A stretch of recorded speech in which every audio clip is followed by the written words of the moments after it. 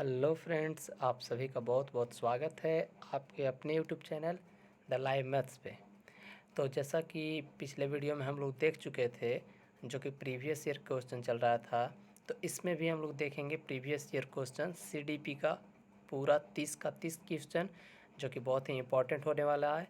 4 जनवरी 2022 का ये क्वेश्चन पूछा गया है, जो कि हम लोग बिना टाइम वेस्ट किए स्टार्ट करते हैं। तो चलिए हम लोग फर्स्ट नंबर क्वेश्चन से लेकर चलते हैं और आप लोग ध्यान से इसको देखिएगा और समझते चलना है। तो देखिए, पहला क्वेश्चन बोला जा रहा है, निम्नलिखित में से कौन सा स्थूल कौशल के उपयोग का एक उदाहरण है। और यहाँ पे देखिएगा आपके 4 ऑप्शन दिए हुए हैं, जिसमें से एक आपका सटीक आंसर है, उसको ध्यान से देखना है। तो इसमें जो आपका सही आंसर हो जाएगा ऑप्शन नंबर 1 के साथ जाएगा, एक पैर पर संतुलन करना। ये आपका स्थूल कौशल के उपयोग का एक उदाहरण है, जो कि ऑप्शन नंबर 1 हो जाएगा। नेक्स्ट आगे हम लोग देखेंगे क्वेश्चन नंबर 2 बोला जाता है, विकासात्मक परिवर्तन किसका परिणाम है।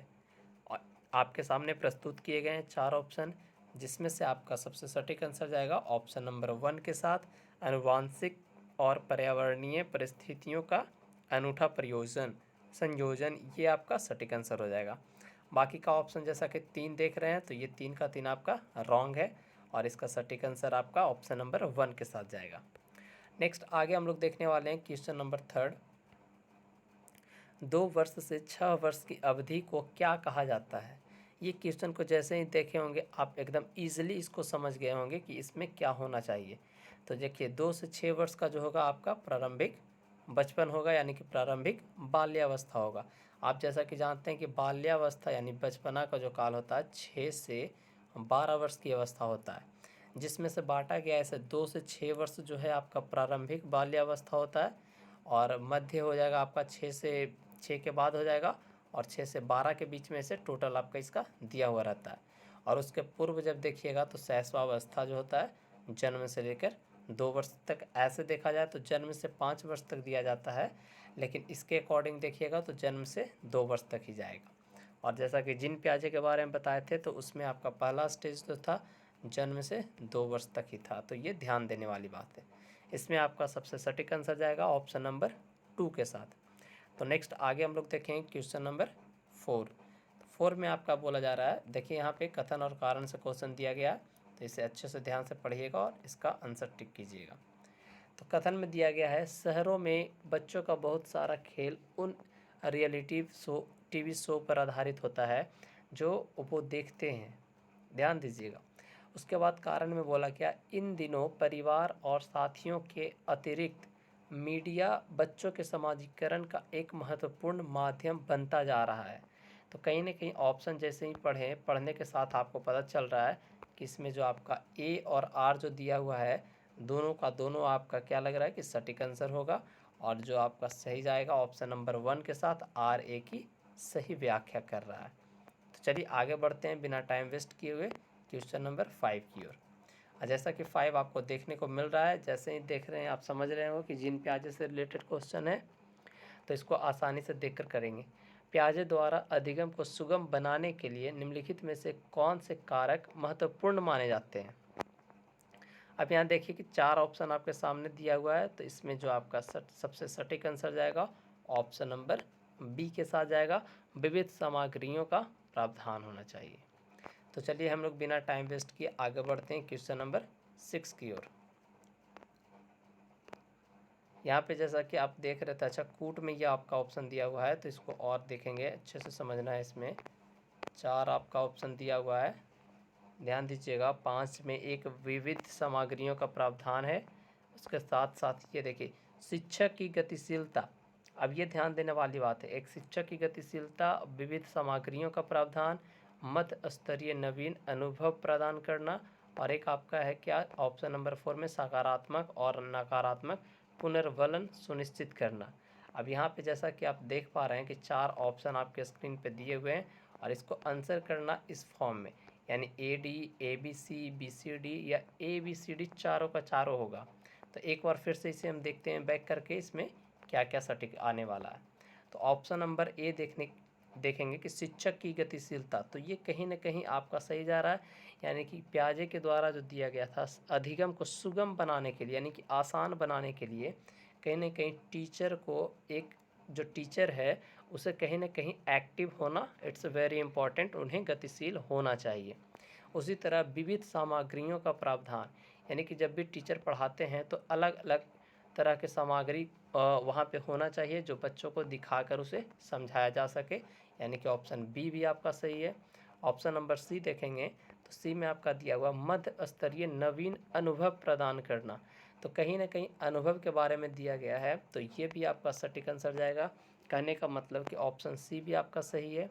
नेक्स्ट आपके दिया हुआ है कि सकारात्मक और नकारात्मक पुनर्वलन सुनिश्चित करना, तो सकारात्मक तो कहीं ना कहीं पुनर्वलन देना सही है, लेकिन नकारात्मक पुनर्वलन देना ये आपका सही नहीं है, क्योंकि यहाँ नेगेटिव सेंस दे रहा है। तो इसमें आपका कहीं ना कहीं देख रहे हैं कि ए बी सी ये 3 का 3 आपका सटीक आ रहा है, और ये जो जिसमें जाएगा वही आपका सटीक आंसर हो जाएगा। तो यहाँ देखिएगा ऑप्शन नंबर बी के साथ जाएगा, यानी कि ऑप्शन बी में ए बी सी तीनों दिया हुआ है।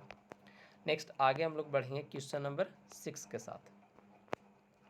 6 में कहा जा रहा है कि किस स्तर पर बच्चों में अपने आसपास की दुनिया के बारे में एक जीववादी दृष्टिकोण होता है, और वे मानते हैं कि पेड़ पौधों और चलते हुए बादलों और लुढ़कते पत्थरों की मंशाएं और इरादे हो जाते हैं। मंशाएं की, लुढ़कते हुए पत्थरों की मंशाएं और इरादे हो जाते हैं। यहाँ पे देख सकते हैं कि 4 ऑप्शन आपके सामने प्रस्तुत किए गए हैं। तो इसमें जो आपका किस स्टेज में इस तरह का सोचता है वो देखना है। तो ये आपका जो जाएगा सटीक आंसर ऑप्शन नंबर 2 के साथ जाएगा, यानी पूर्व संक्रियात्मक अवस्था। और जैसे ही पूर्व संक्रियात्मक अवस्था की बात होगी तो आपके मन में कहीं ना कहीं जीन पियाजे का जो दूसरा स्टेज है वो आप समझ रहे हैं। तो ये आपका कार्यकाल जो होगा 2 से 7 वर्ष के बीच होगा, ये ध्यान रखने वाली बात है। ये हम बहुत बार चर्चा कर चुके हैं। तो चलिए आगे हम लोग बढ़ते हैं क्वेश्चन नंबर 7 की ओर। 7 में आपका बोला जा रहा है कि किसके सिद्धांत में भाषा बच्चों के संज्ञानात्मक विकास में महत्वपूर्ण भूमिका निभाती है।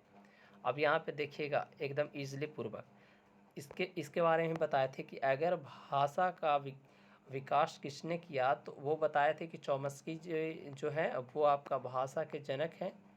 लेकिन यहाँ क्वेश्चन क्या बोला जा रहा है उसके बारे में अच्छे से देखना है और उसके बाद समझना है। तो कह रहा है कि भाषा बच्चों के संज्ञानात्मक विकास, देखिए संज्ञानात्मक विकास जो कि जीन पियाजे हैं, और जब भाषा से रिलेटेड पूछेगा तो कहीं ना कहीं आपका लेव वाइगोत्स्की, आपको पहले भी बताए थे कि लेव वाइगोत्स्की जो थे सामाजिक संस्कृति के जनक थे। और जब सामाजिक संस्कृति के साथ साथ भाषा के बारे में बोला जाएगा तो आपको लेव वाइगोत्स्की ही मारना है, यही आपका सटीक आंसर हो जाएगा। और सिर्फ भाषा की बात कहे कि भाषा को का जनक कौन है, तो आप मारिएगा चॉम्स्की साहब को, ये ध्यान रखने वाली बात है। तो चलिए बिना टाइम वेस्ट किए हम लोग आगे बढ़ते हैं क्वेश्चन नंबर 8 की ओर। 8 में बोला जा रहा है वाइगोत्स्की के अनुसार बच्चे किस प्रकार सीखते हैं। बस अब ये देखते के साथ आप समझ जाइएगा कि इसमें जो सटीक आंसर होगा आपका कौन सा होगा। प्रतियोगिताओं के द्वारा, या साथियों के साथ बातचीत करके, या फिर पुरस्कार के लिए प्रयास करके, और दंड से बचकर, या फिर उद्दीपन प्रतिक्रिया अनुबंधन करके। तो इसमें जो आपका सटीक आंसर हो जाएगा ऑप्शन नंबर 2, यानी कि साथियों के साथ बातचीत करके। यानी कहीं ना कहीं समाज में ये जा रहा है, तब ना समाज में जाकर साथी से अपने मिल रहा है, बात कर रहा है।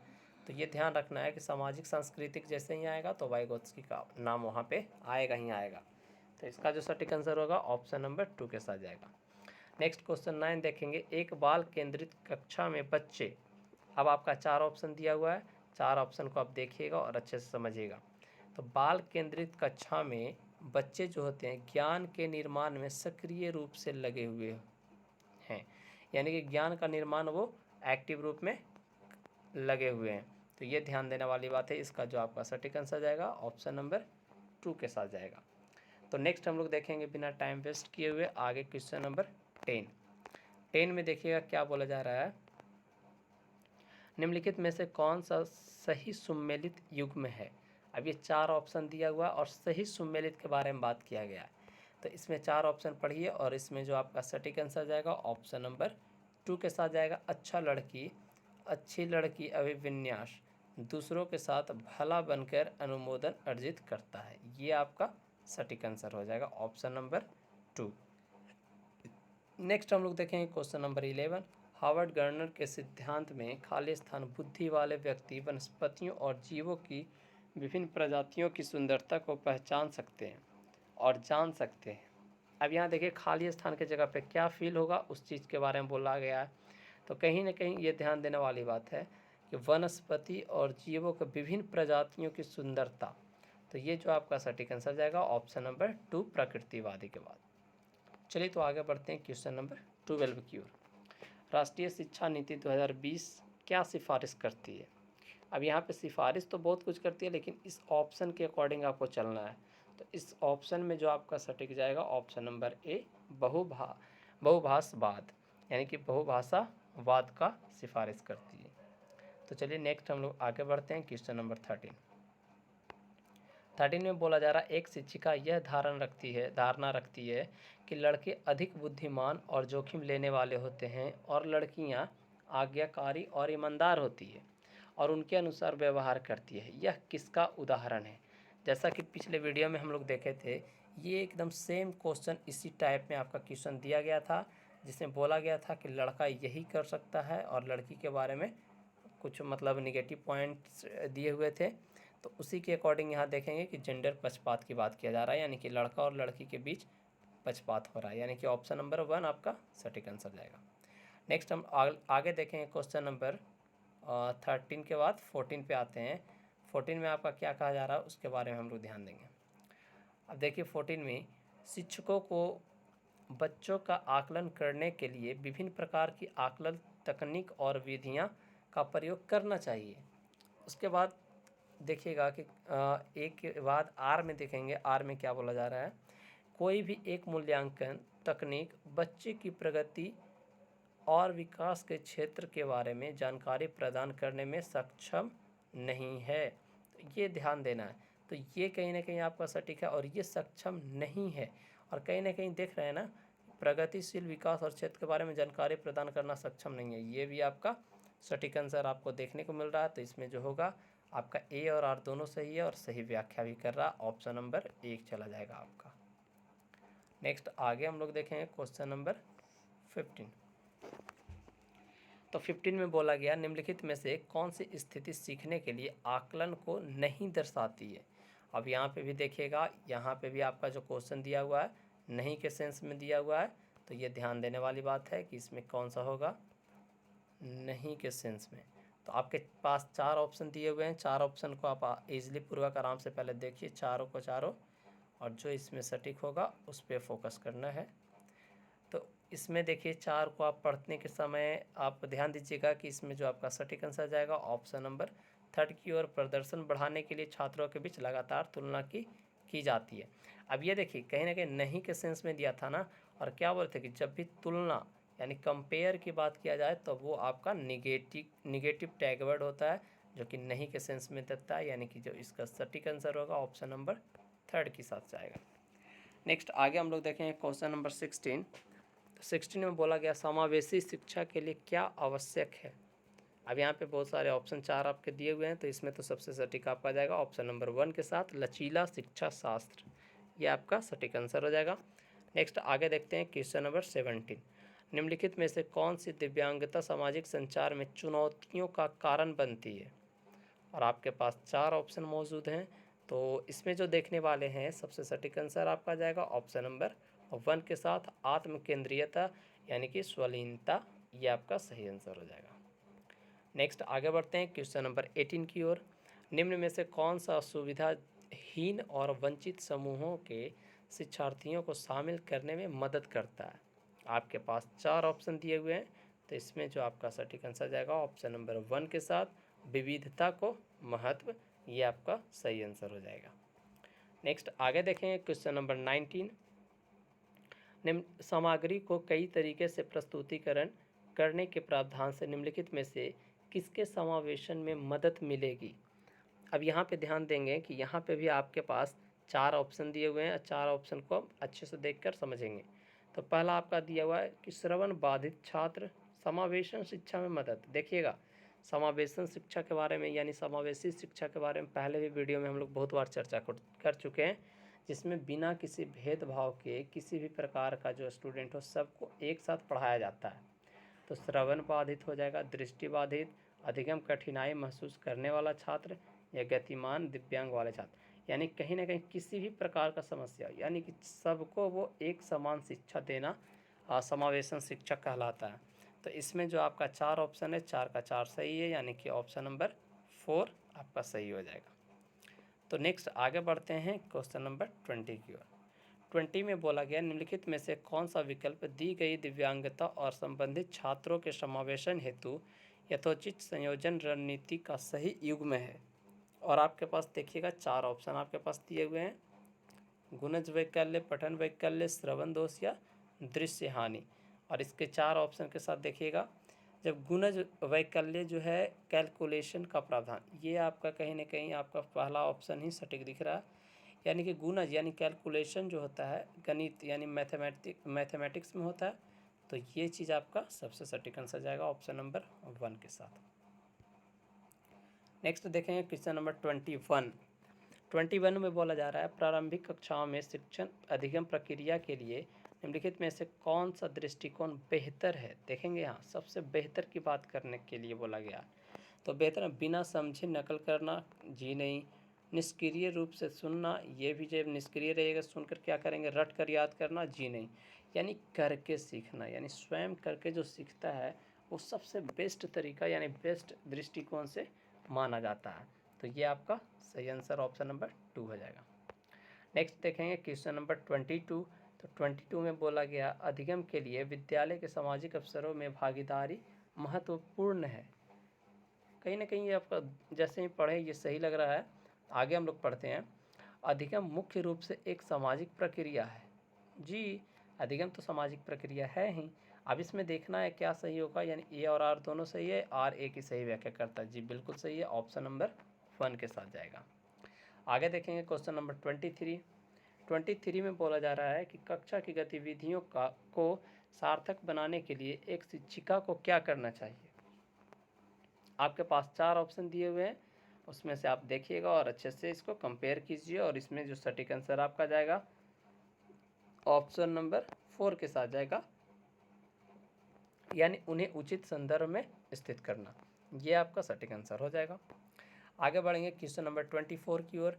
निम्नलिखित में से कौन सी शैक्षिक पद्धतियाँ शिक्षण अधिगम प्रक्रिया में सकारात्मक योगदान नहीं देती है। देखिए यहाँ सकारात्मक तो सही है कि सकारात्मक योगदान, बट यहाँ नहीं का सेंस दिया है, और इस चीज़ को आप बारीकी से देखिएगा। बार बार बताते हैं कि जिस तरह से क्वेश्चन में नहीं का सेंस देता है और जो हम लोग होते हैं सही करके टिक लगा कर आ जाते हैं, और वो मेरा क्वेश्चन गलत हो जाता है। तो ये ध्यान देने वाली बात है, तो इसको ध्यान दीजिएगा। और इसमें 4 ऑप्शन आपके साथ दिए हुए हैं, तो 4 में जो आपका सबसे सटीक आंसर हो जाएगा नहीं में, परीक्षा केंद्रित कठोर शिक्षण रणनीतियाँ। और जैसे ही बच्चों को कठोर प्रकार से शिक्षण गतिविधियाँ करिएगा तो वो आपका निगेटिव के रूप में ही लिया जाएगा। नेक्स्ट आगे देखेंगे, एक शिक्षक द्वारा पढ़ाए जाने वाले विषय वस्तु को छात्रों के दैनिक जीवन के अनुभवों से जोड़ना चाहिए। जी, अभी तक जैसा देख रहे हैं कि जो पढ़ाएंगे वो अनुभव को रियलिटी लाइफ से जोड़ना सही बात है, यानी ऑप्शन ए ये देख रहे हैं। कथन अभी तक तो सही है। आगे देखेंगे कारण में क्या बोला जा रहा है। बच्चे स्कूल में जीवन के बहुत से महत्वपूर्ण अनुभव लेकर आते हैं, ठीक है, जिस प्रकार शिक्षिका को ध्यान देना चाहिए। जी बिल्कुल सही है, यानी कि ऑप्शन नंबर 1 जाएगा। ए और आर दोनों सही है, आर ए की सही व्याख्या करता है, ये आपका सटीक आंसर हो जाएगा। आगे बढ़ते हैं क्वेश्चन नंबर 26 की ओर। निम्नलिखित में से कौन शिक्षार्थियों को उनके सीखने का स्वयं मूल्यांकन करने और उनकी समझ की जांच करने में मदद करता है। और यहाँ पे आपके 4 ऑप्शन प्रस्तुत किए गए हैं, और इसमें जो आपका सटीक आंसर हो जाएगा ऑप्शन नंबर 3 की ओर जाएगा, अधिसंज्ञान, ये आपका सही आंसर हो जाएगा। तो चलिए हम लोग बिना टाइम वेस्ट किए हुए आगे बढ़ते हैं। बच्चों में भ्रांतियाँ होना खाली स्थान है। अब यहाँ देखिएगा भ्रांतियाँ होना क्या है, प्राकृतिक है, यानी कि कहीं ना कहीं जैसे देखते हैं हम लोग कि जो बच्चा होता है उसके अंदर बहुत सारी चीज़ें ऐसे सर्कुलेट होते रहती है जो नहीं होना चाहिए, और वो कहीं ना कहीं वो खुद नहीं है, वो नेचुरल चीज़ है, यानी कि नेचर का दिया हुआ यानी प्राकृतिक है। बच्चों में भ्रांतियाँ होना एक प्राकृतिक रूप माना गया। तो तो चलिए आगे बढ़ते हैं क्वेश्चन नंबर 28 की ओर। एक विद्यार्थी जो अधिगम असहायता महसूस कर रहा है वह, अब यहाँ पे 4 ऑप्शन आपके प्रस्तुत किए गए हैं और यहाँ पे देखेंगे कि वह शैक्षिक गतिविधियों से अलगाव रखेगा। ये आपका ऑप्शन नंबर 4 आपका सही हो जाएगा, यानी कि ऑप्शन 4 आपका सही आंसर हो जाएगा। तो चलिए हम लोग आगे बढ़ते हैं क्वेश्चन नंबर 29 की ओर। निम्नलिखित में से कौन सा आंतरिक अभिप्रेरणा का उदाहरण है, यानी इंटरनल मोटिवेटेड। अब यहाँ पे आपके 4 ऑप्शन दिए गए हैं और इसमें ध्यान देंगे।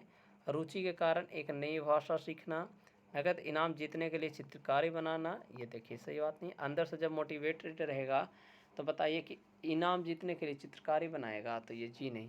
पुरस्कार जीतने के लिए जी नहीं।